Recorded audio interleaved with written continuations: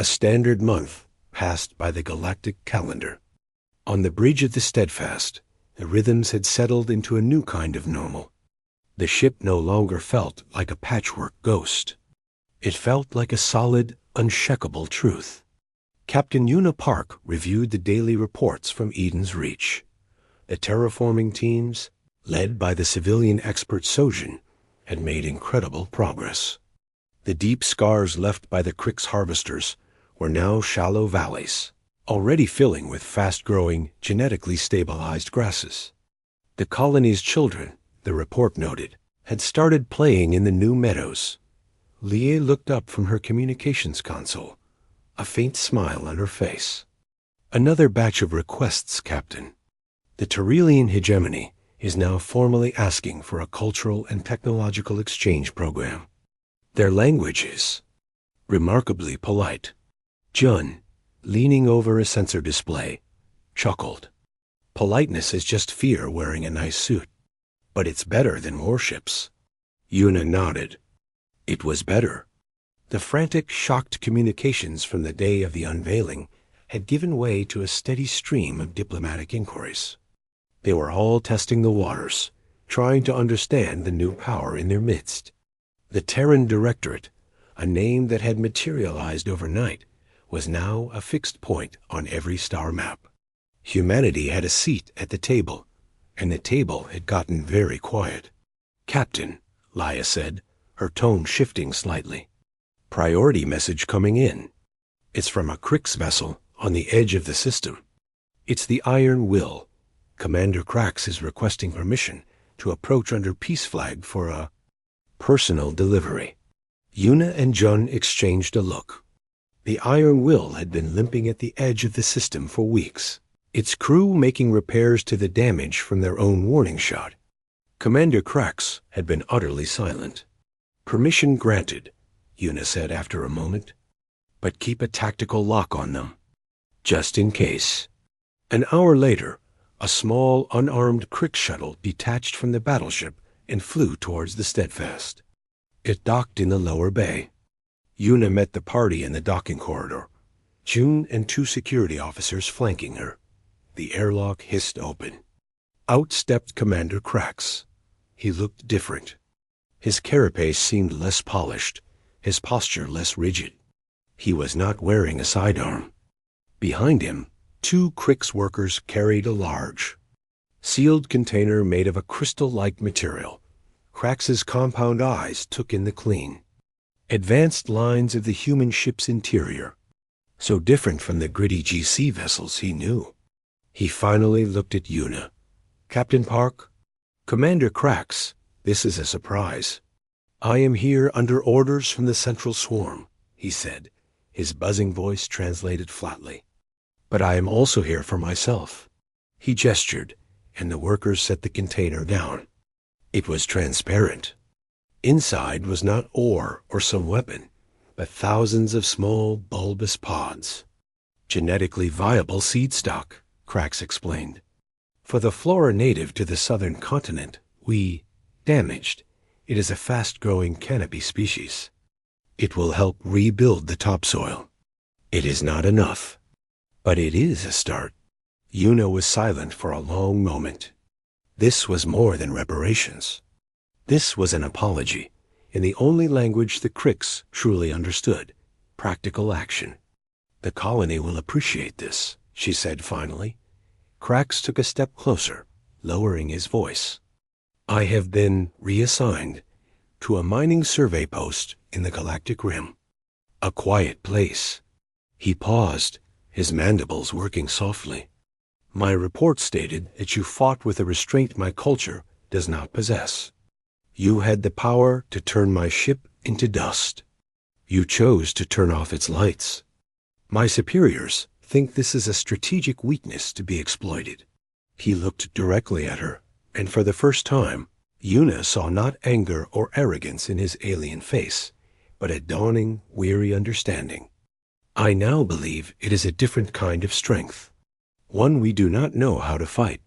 It is unsettling. He gave a short, sharp bow, a Crix gesture of respect to a superior tactician. Then he turned and led his workers back to his shuttle without another word. Back on the bridge, Una watched the shuttle depart. He learned something, John observed. Let's hope more of them do, Una replied. The weeks turned into another month. The Galactic Summit, held on the neutral world of Viridia, concluded. The human ambassador, now treated with immense deference, signed new treaties. They were not treaties of surrender or subjugation, but of mutual recognition and defined borders.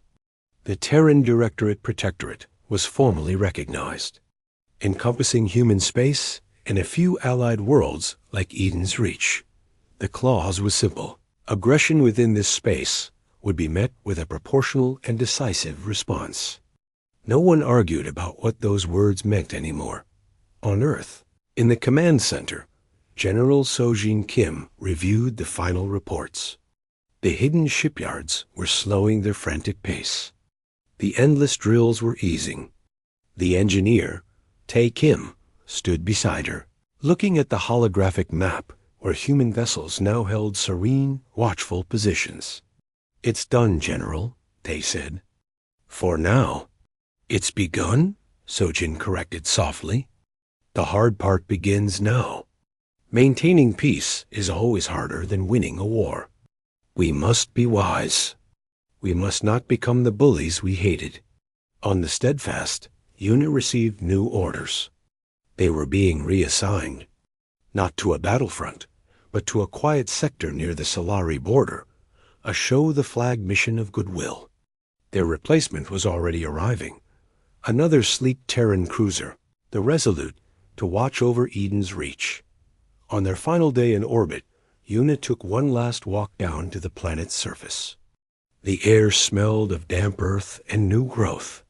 The colony governor met her, his face no longer drawn with worry. "We will never forget what you did," the old man said, shaking her hand firmly. "You did it yourselves," Una said. "You held on. We just finally showed up." That night, as the Steadfast prepared for its jump to the new assignment, Una stood on the bridge. The crew was at their stations, calm and professional. Laia was monitoring the routine farewells from the colony.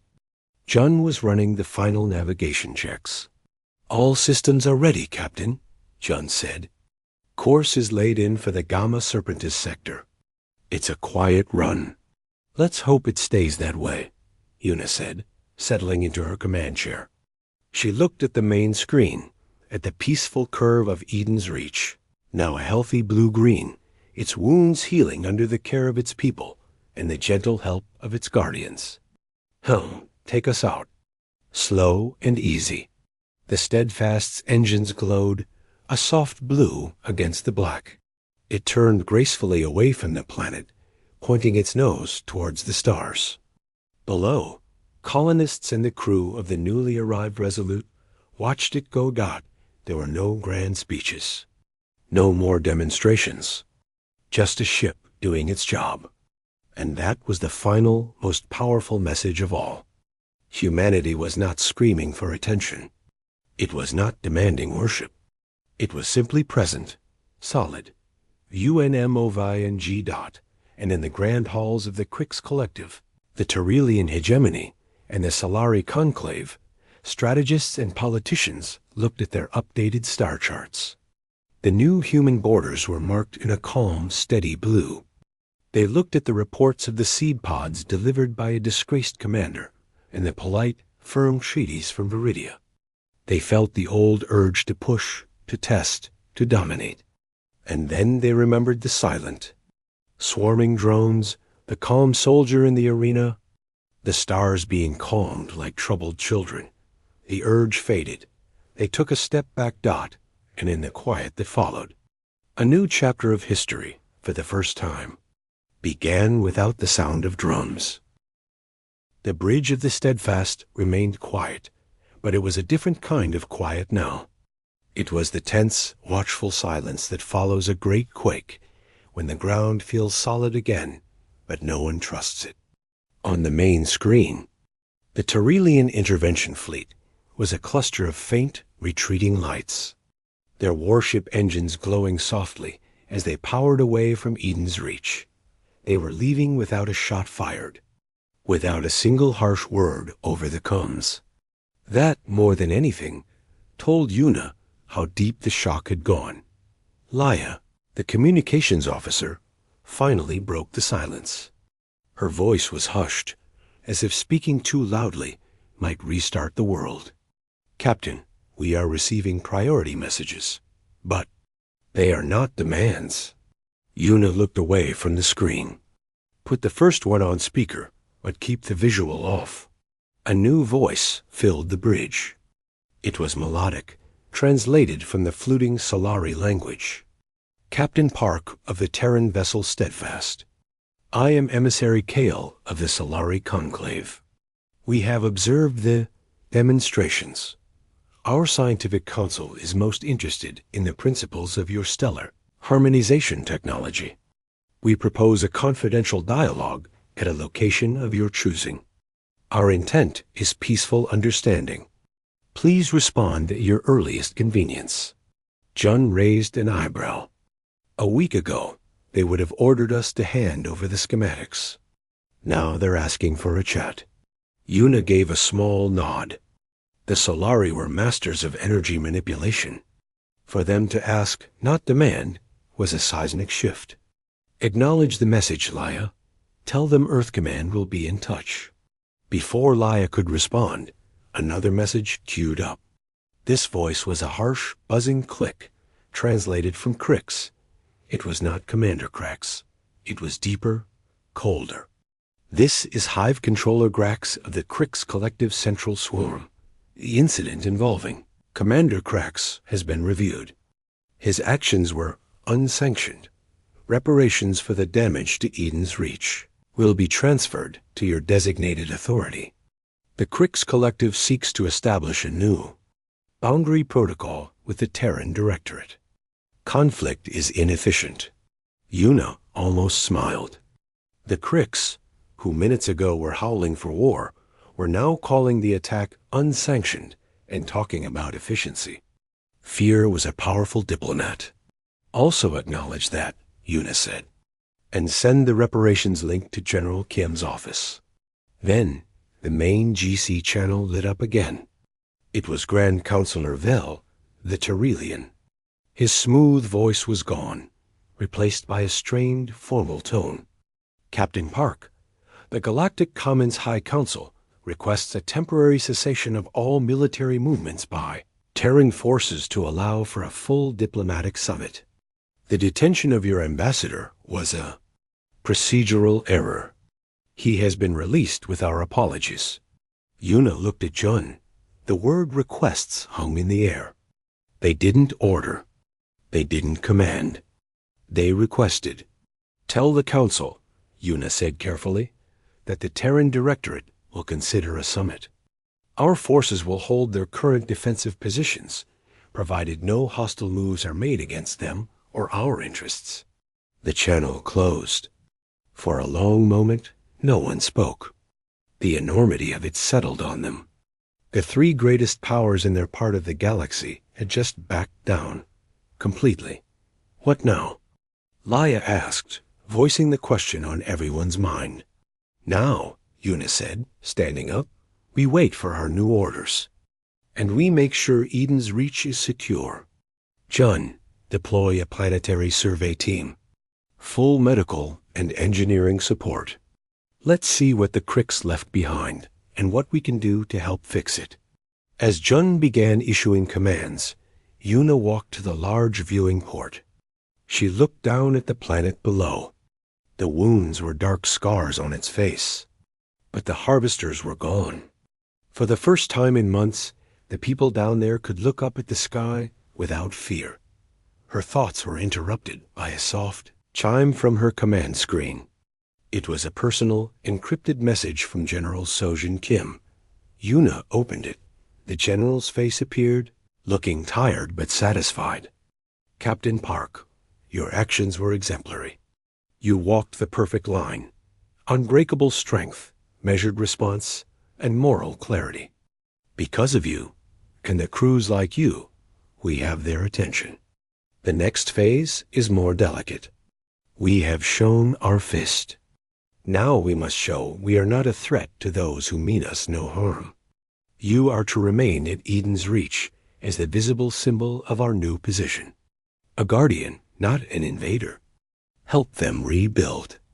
The galaxy is watching everything we do now. The message ended. Una understood. The victory was not in scaring them. It was in using that fear to build something stable. The moment of unveiling was over. Now came the harder work.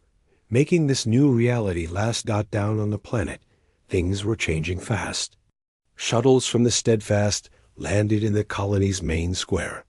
Human engineers in simple uniforms, not battle armor, stepped out. They were led by a woman named Sojin, a civilian specialist in terraforming repair. She met the colony governor, an old man with tears in his eyes. "You came back," the governor said, his voice cracking. "When the GC did nothing, we thought we were alone." Sojin placed a hand on his shoulder. "You were never alone. We just had to be careful about when to show up." Her team got to work. They used portable gravitic manipulators to gently fill in the deep mining pits. They released tailored microbes into the soil to break down toxic chemicals left by the Crick's processors. They didn't just stop the damage. They began to heal it. Back in the galactic core, on the homeworld of the Turelian hegemony, the mood was grim. The High War Council reviewed the sensor data from Eden's Reach and the following demonstrations. The video of the single soldier Jiho disabling a full company played on a loop. Their top strategists, warriors for 1,000 years, were silent. "Their technology is not just advanced," one finally said. "It is different. It works on principles we do not have equations for. To fight them is not to fight a stronger enemy. It is to fight an enemy who plays by different rules. Then we must learn their rules," another growled. "And if they do not wish to teach us?" the first strategist replied. The room fell silent again. The unspoken truth was clear. Humanity was no longer a player on their board. Humanity had brought a new board, and everyone else had to ask permission to sit at it. On the Steadfast, night cycle came. Una sat in her ready room, looking at the stars. Jun entered, holding 2 cups of coffee. "A long day," he said, handing her one. "The longest," Una agreed, taking the cup. "And it's only the first day of the new world." Jun joined her at the viewport. "Do you think they'll truly accept it? The empires?" Una sipped her coffee. It was bitter and strong. "No, not accept. Not for a long time. They will resent it. They will scheme. They will try to catch up. But they will respect it. They will measure every move against what they saw today. And for now, and for a long time to come, that measurement will tell them to step back. That's enough. That's what we bought for Eden's Reach, and for every other human colony. A space to breathe. A space to grow without being bullied." Jun nodded, looking at the peaceful, sleeping planet below. "So we just stand here?" "We stand here," Una said softly. "And by standing, we prove that we are not what they feared. We are not conquerors. We are guardians. And that might be the most frightening thing of all to those who only understand conquest." The silence on the bridge of the Steadfast felt heavy now, but it was a different weight. It was not the silence of waiting for a blow, but the silence after a thunderclap. On the view screen, the Crick's harvesters were small, bright dots, climbing away from the scarred face of Eden's Reach. The 3 destroyers hung motionless in the void, dark and powerless. The iron will itself had not moved, its weapons cold. Captain Una Park watched the data scroll on her screen. Life signs on the Crick ships were stable. Good. The objective was achieved without loss of life. But she felt no triumph, only a sharp vigilance. The first move was over. The next move belonged to the wider galaxy. "Captain, Maya said, her voice tight. The GC channels are flooded. We have direct demands from the Terrelian hegemony, the Solari Conclave, and the GC High Council itself. They are all ordering us to explain ourselves and surrender our vessel for inspection. Jun Li snorted softly, his eyes still on his tactical displays. They want to take our toys away now that they've seen they're not made of wood. Yuna knew he was right. The Galactic Commons was not a government. It was a club for the powerful, and humanity had just smashed a window to show it had better tools. The old powers would not ask nicely. They would demand. Put the GC High Council on screen. Audio only, Yuna ordered. Let's hear what they have to say. A voice filled the bridge. It was the smooth, translated tone of Grand Counselor Vel, a Terrelian. Captain Park of the vessel Steadfast. You have engaged in unprovoked aggression against a member species of the Commons. You have used unknown and destabilizing technology. You are commanded to power down your weapon systems and submit to a boarding party for investigation. Failure to comply will result in your designation as a hostile entity. The threat was clear. Yuna took a slow breath. Grand Counselor, this is Captain Yuna Park of the Terran Directorate vessel Steadfast. There was no unprovoked aggression. We defended a neutral colony from illegal strip mining after the GC failed to act. Our actions were measured and resulted in 0 fatalities. We will not be surrendering our ship. There was a pause. When Vel spoke again, the smoothness was gone, replaced by a cold metallic edge. You speak of a Terran Directorate. This is not a recognized governing body of humanity. The human ambassador to the GC is currently being detained for questioning. Your actions are unauthorized. You are rogue elements. The Crix Collective has already filed for a declaration of war. Stand down, Captain, or you will bring total annihilation upon your species. A chill ran through the bridge crew. The ambassador detained? A war declaration? This was escalating faster than anyone had predicted. Jun looked at Yuna, his expression grim. They're not even trying to understand. They're following the old script. Crush the disobedient one to scare the others. Yuna felt a surge of anger, but she forced it down. This was the test. Grand Counselor, you are making a historic error. You are judging humanity by the lie we let you believe. Do not continue. You are in no position to make threats, Vel snapped. A Terrelian intervention fleet has been dispatched to your location. They will arrive in 6 hours. You have until then to comply. The channel cut off. The bridge was silent again, the weight now crushing. 6 hours. Laya whispered. Yuna closed her eyes for a second. She thought of General Sojin Kim, of the buried command center on Earth. This was the moment. The demonstration at Eden's Reach was just the opening note. The symphony, as the general had said, was about to begin. Jun, Yuna said, her voice clear and firm. Open a secure channel to Earth Command. Authorization code, final verdict. The main screen changed. Instead of the stars, it showed the face of General Sojin Kim. She was not in the gray room anymore. She stood before a massive, curved window that looked out onto a breathtaking vista, a construction bay the size of a continent. In the vacuum of space, skeletal frameworks of immense ships glinted in the light of distant welders. Captain Park, General Kim said. Report. The Crix have withdrawn. The GC has threatened us. The Terrelian hegemony has dispatched an intervention fleet. They have given us 6 hours to stand down. They have detained our ambassador. General Kim's face showed no surprise, only a deep, resolute calm. They have chosen the path of intimidation.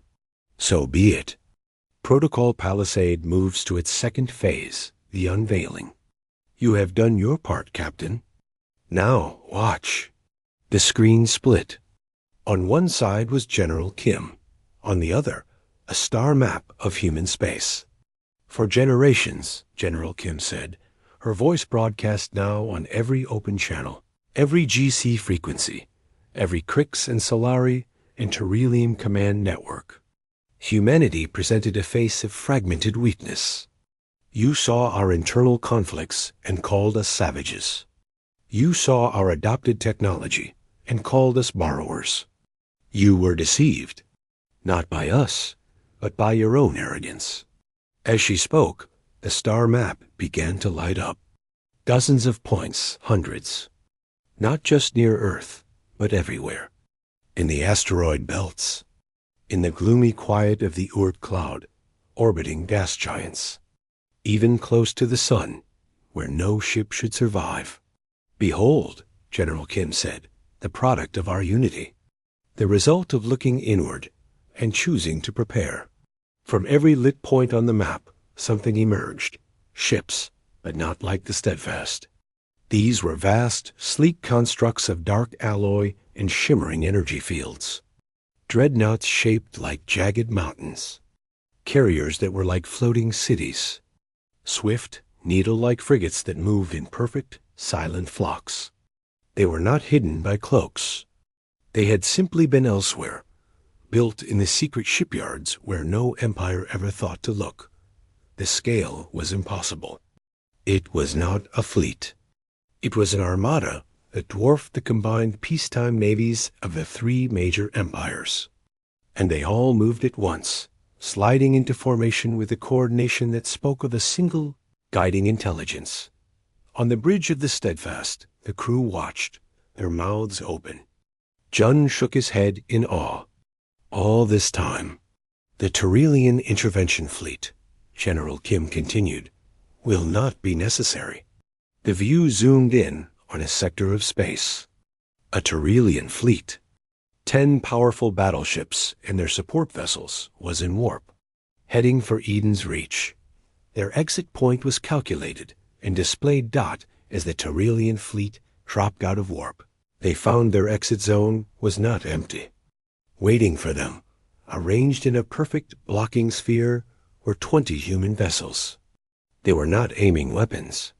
They simply held position, their sheer presence a wall. The Terrelian commander, to his credit, did not fire. He halted his fleet. The two forces hung in space, facing each other. The message was clear. Go no further. But the demonstration was not over. General Kim spoke again. You believe military power is only about destruction. It is not. It is about control. Control over the physical laws you take for granted. The view changed again. It showed a failing red dwarf star in an uninhabited system, its flares threatening a nearby research outpost. A single ring-shaped human vessel positioned itself between the star and the outpost. It activated a projector. A field of subtle energy wrapped around the star, not containing it, but calming it. The violent flares smoothed out. The star's chaotic output stabilized. It was stellar engineering on a scale the GC considered theoretical. Another view, a dense asteroid field on a collision course with a populated world. A swarm of billions of nanits, looking like a silver cloud, enveloped the asteroids. In hours they were broken down into harmless dust and useful raw materials, tractored away to waiting freighters. A final view, a live combat exercise.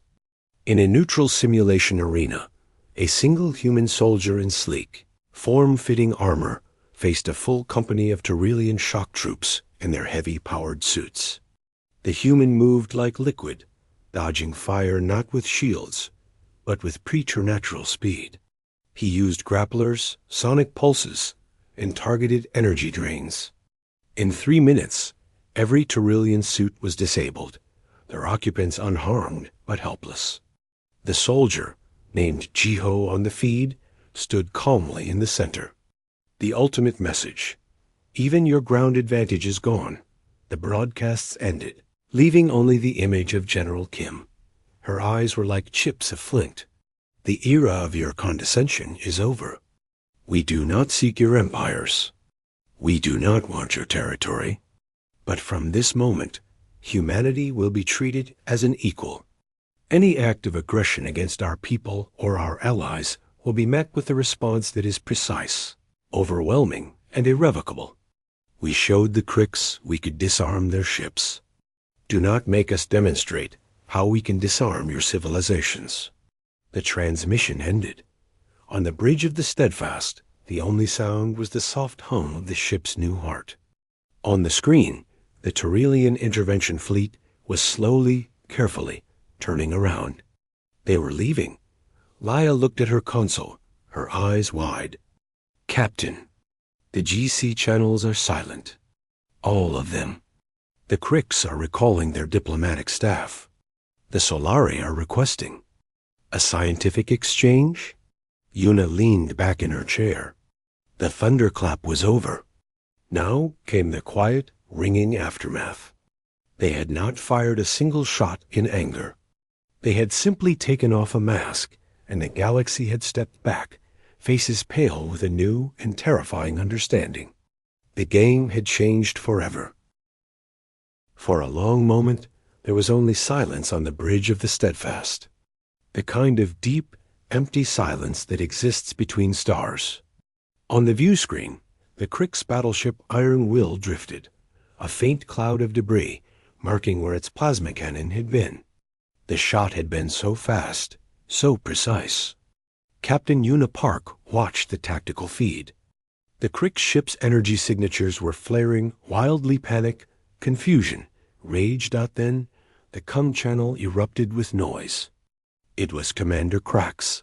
His voice, usually a controlled hiss, was a jagged screech. Human vessel, you have committed an act of war. You used a forbidden weapon.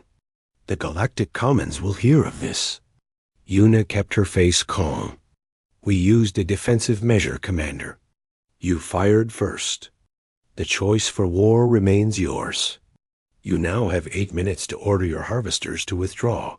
You think one lucky shot changes anything? Krax spat. You are one ship. I have a fleet. He was right. On the edge of the scanner range, the other Krix vessels were moving. 3 more destroyers, similar to the Iron Will, detached from their patrol routes and began to accelerate towards Eden's Reach. Their formation was aggressive, a standard Krix envelopment pattern. They had seen their leader hit, and now the swarm was coming to defend its queen. Jun Lee studied the incoming icons on his screen. His hands moved calmly over his new black glass interface. 3 Krix Viper-class destroyers. They are powering up primary weapons. Standard doctrine. They will try to surround us and overload our shields with coordinated fire. Laya, a comms officer, looked up, her face pale. Captain, we are receiving frantic messages from the GC observer post in the system. They are demanding an explanation and ordering us to stand down immediately. They say we are violating the peace charter. Yuna felt a cold certainty settle in her stomach. The GC was not going to help. They were going to blame the victim for fighting back. Ignore the GC channel for now, Laya. They had their chance to keep the peace. She turned to Jun. Can we handle 3 more? A faint, hard smile touched Jun's lips. It was not a happy smile. It was the smile of a mathematician who has just solved a difficult problem. Captain, we are no longer playing by the rules they understand. This ship, it doesn't just have new guns. It has a new way of thinking. The system is suggesting options. On Yuna's main display, a menu of tactical choices appeared. They were not commands like fire railgun or raise shields. They were concepts. Area denial, kinetic. Electronic assimilation, pacifist. Field disruption, structural. Explain, Yuna said. The ship's AI is linked to a neural net tactical database. It assesses the enemy and proposes the most efficient neutralization method. Not always destruction, Jun said, pointing to the second option. Electronic assimilation suggests we can take control of their ship systems remotely. But it requires getting closer. Yuna looked at the 3 destroyers closing in. They were spreading out, trying to come at the Steadfast from different angles. She could almost hear Cracks barking orders, telling them to crush the upstart human. They want to fight, Yuna said. So we'll give them a lesson. But we are not the Cricks. We will not kill if we do not have to. Initiate the Shard drones. Deploy for non-lethal systemic override. Target their propulsion and weapons, not their life support. Chun nodded. Acknowledged. Launching Shard drones. Across the smooth, dark hull of the Steadfast, dozens of small panels slid open. From them erupted not missiles, but clouds of small, angular objects. They were about the size of a human hand, with faceted surfaces that glittered like black ice. They moved not like rockets, but like a flock of birds, flowing and swirling together in a complex, beautiful pattern. The Crick ship saw them and opened fire with point defense lasers. The lasers hit the drones. But instead of exploding, the drones' surfaces shimmered, absorbing and scattering the energy harmlessly. They moved faster, swarming towards the lead Crick's destroyer. They attached themselves to its hull like metal ticks, not exploding, but starting to pulse with a soft blue light.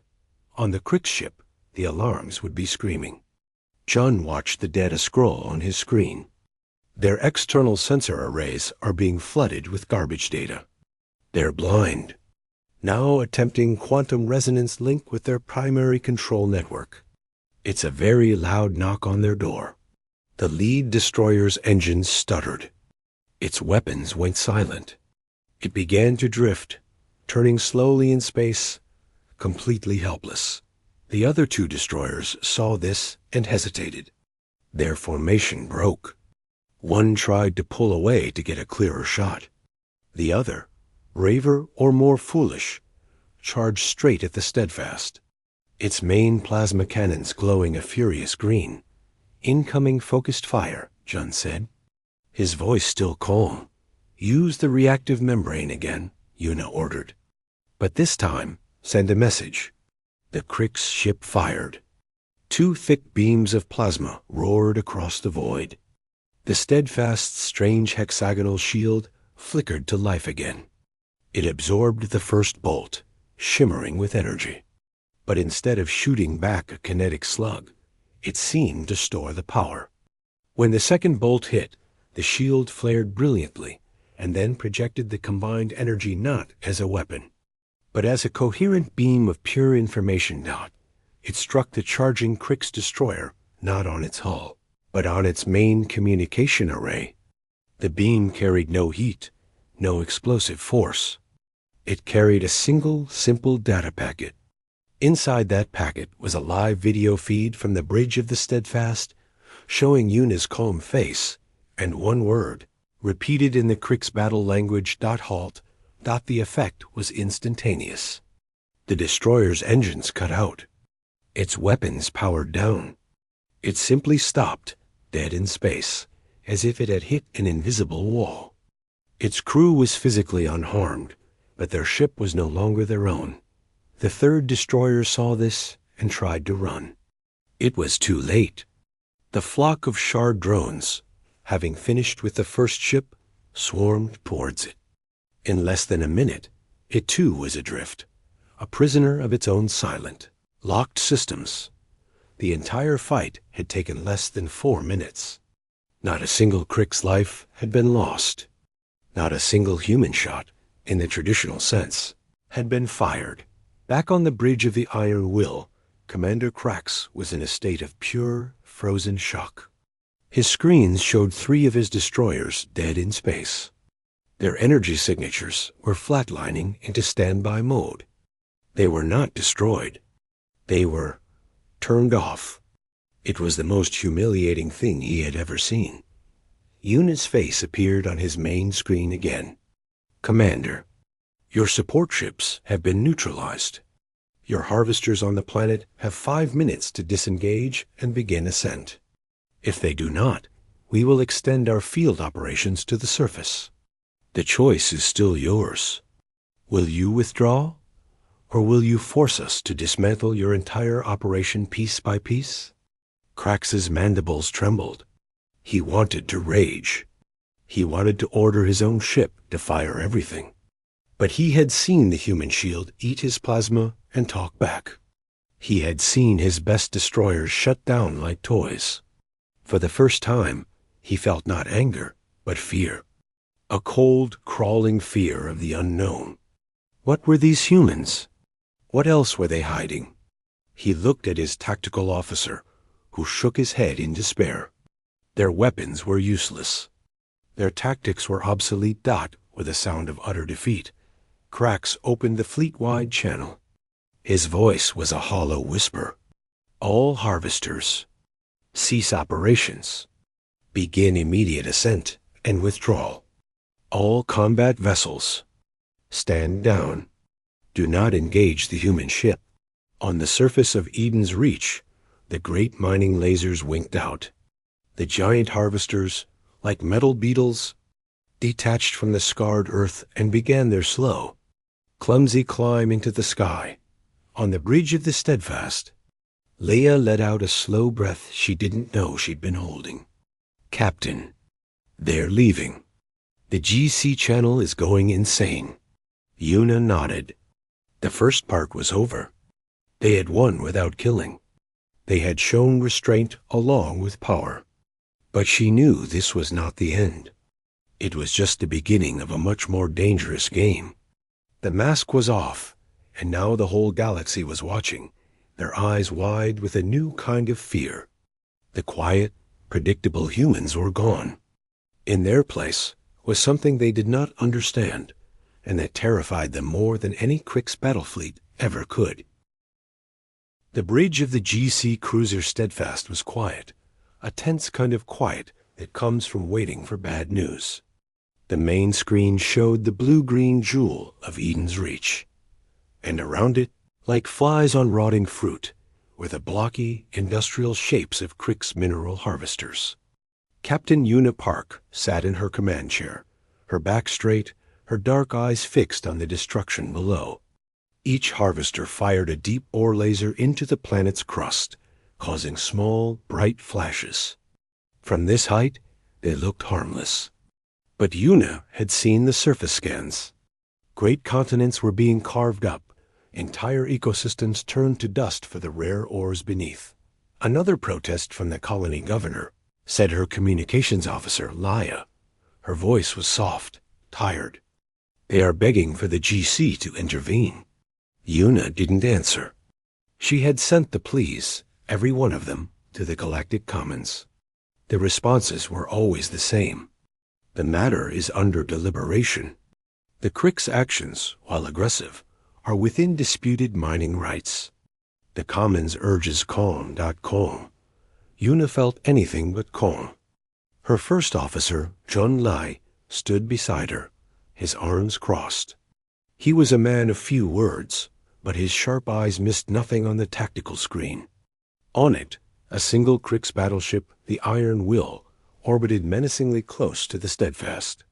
It was 3 times their size, covered in thick armor and heavy plasma cannons. Commander Krax of the Krix Collective enjoyed reminding them of this fact.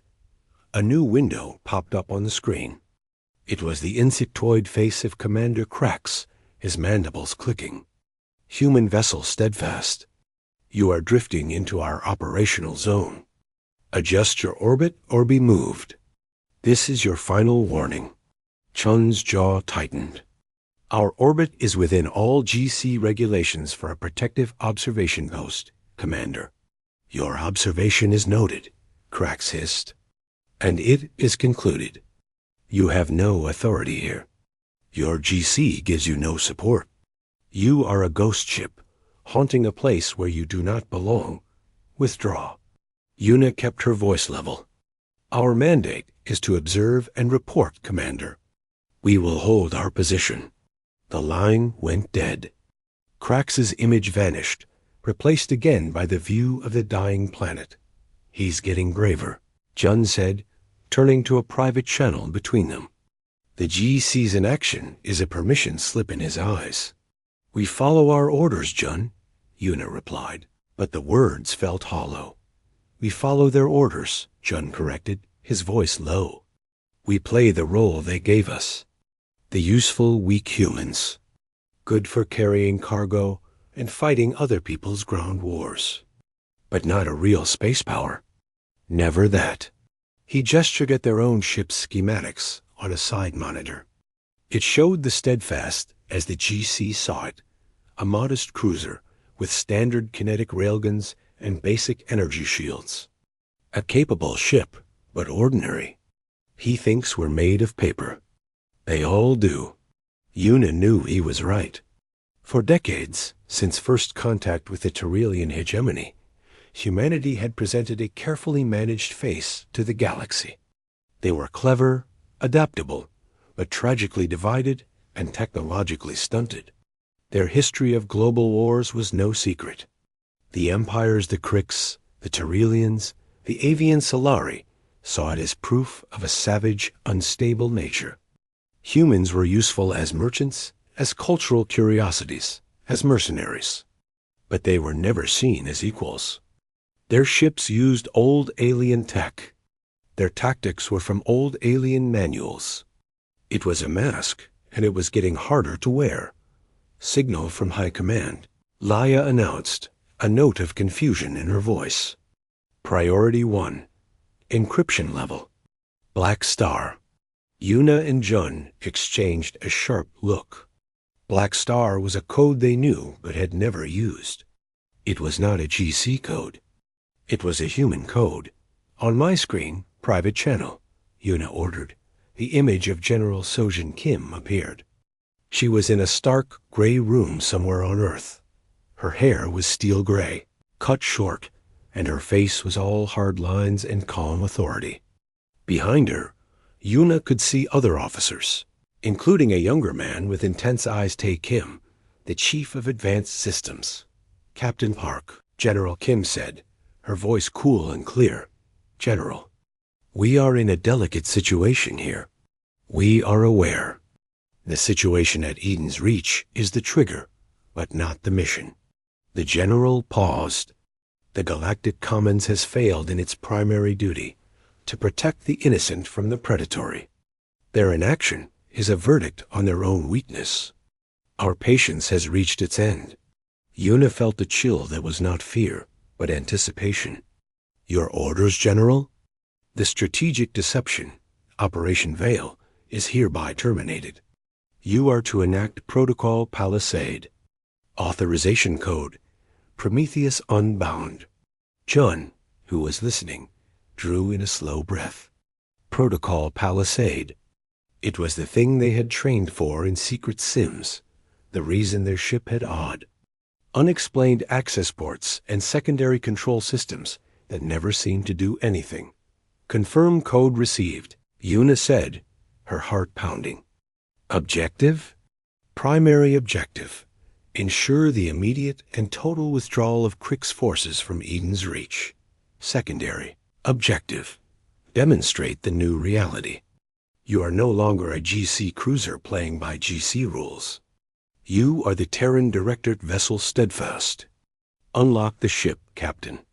Show them what happens when they push humanity into a corner." The transmission ended. The bridge was silent again, but the quiet was different now. It was charged. Electric.YUNA stood up. "All hands, battle stations. This is not a drill. Jun, initiate Protocol Palisade. Full systems unlock." Jun Lee moved to his station, his fingers flying over the console. He input a long, complex code. For a moment, nothing happened. Then the Steadfast awoke. A deep, resonant hum vibrated through the deck, a sound that was felt in the bones more than heard. The old, flickering bridge lights went dark and were replaced by a soft, blue-white glow from strips along the walls and floor. The standard GC control panels shimmered and seemed to melt away, their surfaces retracting to be replaced by smooth, black glass interfaces. Human symbols and script glowed to life. Across the ship, The same thing was happening. In engineering, the standard fusion reactor was bypassed as a hidden contained zero-point energy core spun up to full power. The outer hull plates shifted subtly, reconfiguring to reveal a layer of dark, crystalline armor that drank in the light. Hidden bays opened, not for missiles, but for clouds of small, multifaceted drones. On the tactical screen, the Steadfast's profile changed. Its energy signature, once modest and familiar to the Crick scanners, spiked into an unknown, terrifying spectrum. Its shape seemed sharper, more dangerous. On the main viewer, the Crick's battleship Iron Will hung in space, oblivious. "Captain," John said, a faint smile finally touching his lips. "All systems green. The Steadfast is ready. The mask is off." Una Park sat back down in her command chair. It felt different now. It felt like a throne. She looked at the image of Commander Crax's ship. "Open a channel to the Iron Will. Channel open." "Commander Crax, this is Captain Una Park of the Terran Directorate vessel Steadfast. You will order your harvesters to cease operations and withdraw from Eden's Reach immediately. You have 10 minutes to comply." There was a delay. Then Crax's face appeared, his mandibles clicking in annoyance. "Human, have you lost your mind? Your pathetic ship makes a new noise, and you think you can give me orders? You have no power here." "You have 9 minutes and 50 seconds, Commander," Una said, her voice flat. "The choice is yours. Withdraw or be removed." Crax let out a chittering laugh. "You force my hand. A pity." His image vanished. On the tactical screen, the forward plasma batteries of the Iron Will began to glow, powering up. "He's going to fire a warning shot," John observed calmly. "Probably aiming for our engines." Standard intimidation tactic. Una didn't blink. "Let him." A bolt of green plasma, bright enough to light up their bridge, lanced from the Crick's battleship. It flew straight for the Steadfast's midsection. It never connected. Just before impact, a hexagonal, honeycombed field of amber light flickered into existence around the human ship. It wasn't a solid shield. It looked like a shimmering, complex net. The plasma bolt struck it. Instead of exploding, the energy was caught, held, and then dissolved in a ripple of light. A moment later, a single hyper-accelerated slug of tungsten, no bigger than a fist, shot back along the exact path of the plasma bolt. It struck the Iron Will's firing turret, which vanished in a silent, precise explosion of metal fragments. The bridge of the Steadfast was silent. On the screen, the Crick's battleship hung in space, a small, neat hole smoking where its cannon had been. On the open channel, a stunned Crick's communications officer sputtered. You return fired? How?" "Our shields did not even detect a weapon." John leaned forward. "That wasn't a weapon," he said quietly. "That was the shield saying, 'Hello.'" Una looked at the countdown timer. 9 minutes left, Commander Crax. The next one won't be aimed at your guns." In the silence of space, for the first time, one of the great empires felt a trickle of cold doubt.